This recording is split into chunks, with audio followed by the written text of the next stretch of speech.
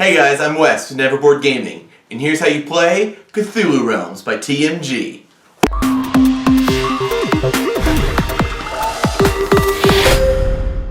Before you start the game, place one of the player mats in front of you with your sanity marker on 50. This will basically track your health. Next, each player grabs 2 goons, 2 initiates, and 6 followers. Shuffle them up and place the cards in a face-down stack. This is now your draw deck. Take the remaining followers and goons and place them back in the box. You only need these in a 3 to 4 player game. Alright, so we're ready to build the main play area for this game. Set the initiates aside and shuffle up the remaining cards and place them in a face-up draw deck. Then you're going to deal the top 5 out as your starting lineup. Then you can go ahead and put those initiates next to your draw deck. So the rulebook says whoever most recently went insane gets to go first, but you can do what our group does and just roll a die or something. Since I won the dice roll, I'll be the start player and only draw 3 cards. Tom, my opponent, is going to draw 5. Well, we're all done setting the game up and we are ready to play now. On your turn, you'll play cards from your hand using the abilities in the top left corner. You don't have to activate all these abilities. You don't even have to play all the cards in your hand. But at the end of your turn, you'll discard everything and draw a new hand of 5 cards. If at any point you need to draw a card and your draw deck is empty, you'll shuffle your discards and place them face down as a new draw deck. Now let's take a closer look at these symbols. This symbol represents conjuring power. This is the currency, or as we like to call it, monies, in the game. Once you've played all the cards you like from your hand, you add up your conjuring power and use it to buy cards from the lineup. Once a card is purchased, it immediately goes into your discard pile and is replaced by the top card of the main deck. So, in this example, I have 5 conjuring power. I can use that to buy the MU medical staff for 5.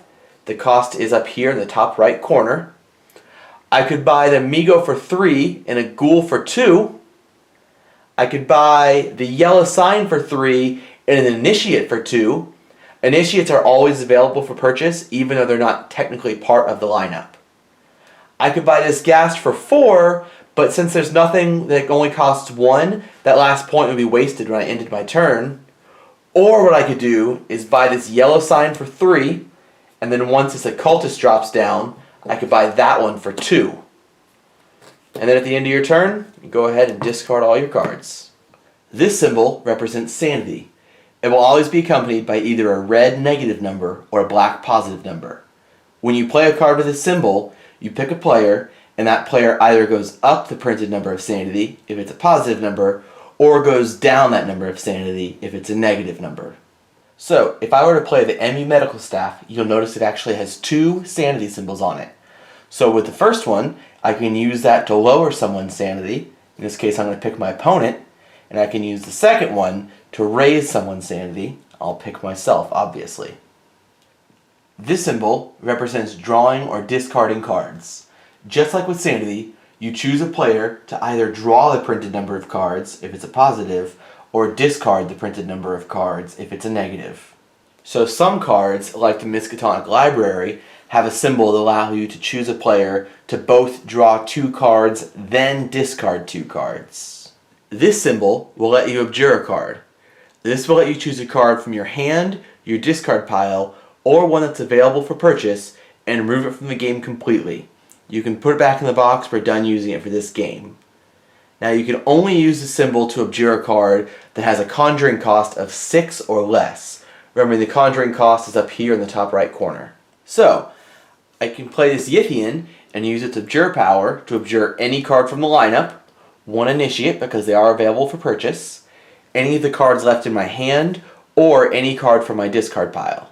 Now, had I played this follower first for his conjuring power, I could not then play the Yithian to abjure it because it's no longer in my hand, it's not available for purchase, and it hasn't made it to my discard pile yet.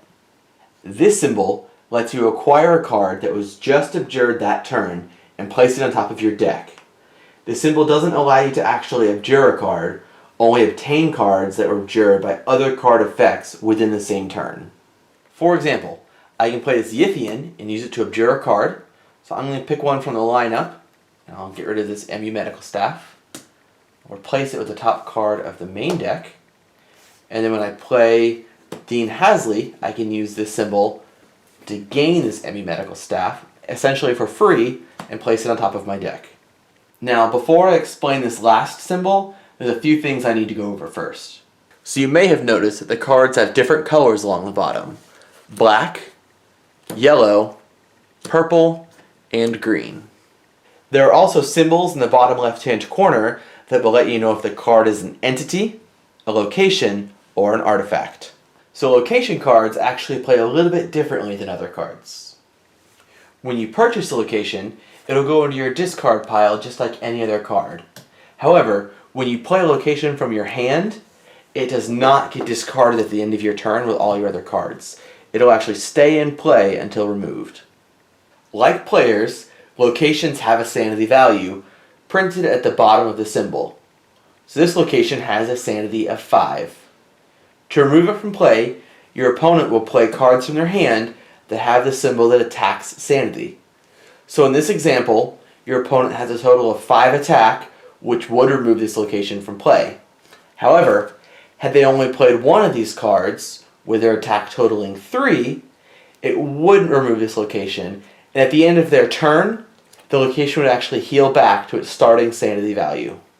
As long as ability is in play, you can activate its abilities every turn. Now there are several different types of locations.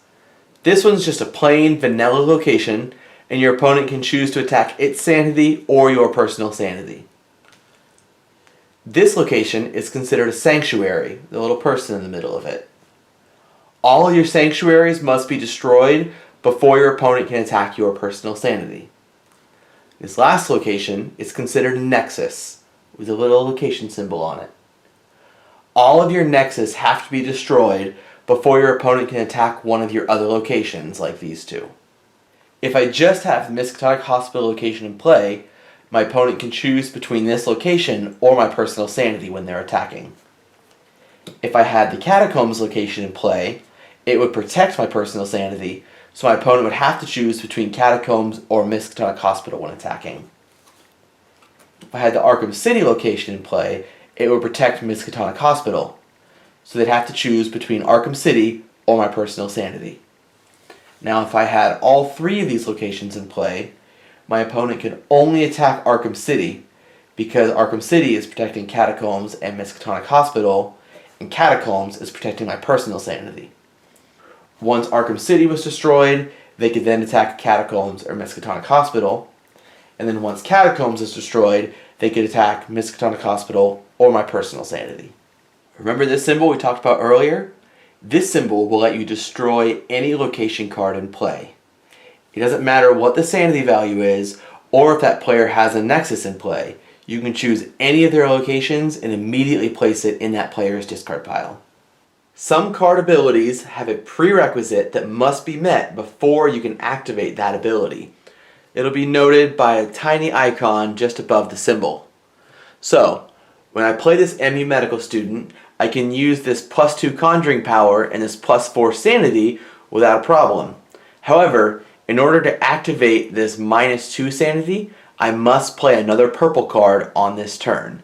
It doesn't matter if I play that card before or after MU Medical Student, it just has to be on the same turn. In order to trigger this ghoul's prerequisite ability, I'll have to play another green card this turn, like this ghast right here. The ghoul will also trigger the ghast's prerequisite ability, letting me destroy one of Tom's locations this turn. Oh, I also have this High House in the Mist location in play, whose prerequisite is met, forcing Tom to discard a card. No, I don't get to use that ability twice, even though I have 2 green cards in play, and unfortunately, I won't be able to abjure another card because I don't have another purple card in play. Miskatonic University's prerequisites are a little bit more advanced. In order to trigger this ability, I have to have an entity in play. To trigger this ability, I have to have an artifact in play, and to trigger this ability, I have to have an entity and an artifact in play. However, if I do have an entity and an artifact, I'll be able to trigger all 3 of these abilities. Some abilities have this tiny little abjure symbol underneath them.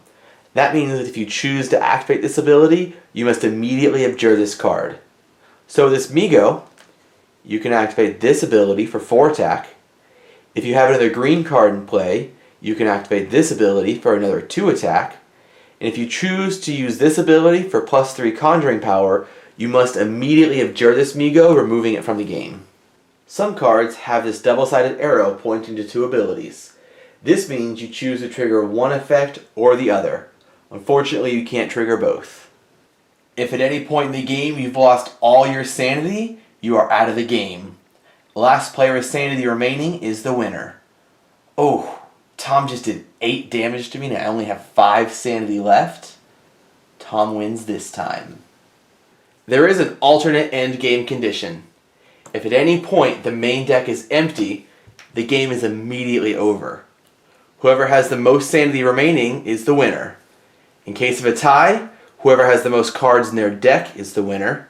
And if there's still a tie, well, Cthulhu wins this game. In a 3-player game, there are actually 3 separate lineups, each consisting of 3 cards. You can only purchase cards from an adjacent lineup. So I can purchase cards from this lineup or this lineup. Tom can purchase cards from this lineup or that lineup. And we don't really let Aaron purchase cards in this game. When you're drawing your starting hand, the starting player, which is going to be me, will draw 3 cards. The next player, Tom, will draw 4 cards. And Aaron, as the last player, will draw 5 cards. When you're dealing damage, you'll deal damage to each adjacent player. So when I play this goon for 1 damage, it will do that damage to Tom and to Aaron. You don't have to assign damage or split it up between players. Once a player is eliminated from the game, so we're going to go ahead and kill off Aaron, he'll abjure all the cards in his deck and all of the cards in the lineups he's able to purchase from, and will deal out 3 new cards between the new neighbors, me and Tom in this case, and we'll continue playing as if it were a normal 2-player game. Now I know a 4-player game looks even crazier, but it's really not that different from a 3-player game. Again, you're going to deal a lineup of 3 cards between each player. You can only purchase cards from the lineup adjacent to you. So I can only purchase from right here. When you're dealing out starting hands, player 1 is going to get 3 cards. Players 2 and 3 are both going to get 4 cards.